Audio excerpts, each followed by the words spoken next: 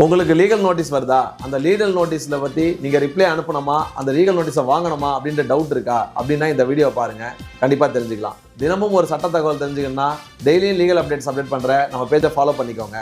உங்களுக்கு ஒரு legal notice வருதுன்னா அந்த லீகல் நோட்டீஸை நீங்கள் ரெஃப்யூஸ் பண்ணாமல் கண்டிப்பாக வாங்கிக்கோங்க. ஏன்னா அந்த லீகல் நோட்டீஸில் என்ன தகவல் வருது அப்படின்றத நீங்கள் அந்த லீகல் நோட்டீஸை வாங்கினா தான் உங்களுக்கு கண்டிப்பாக தெரியும்.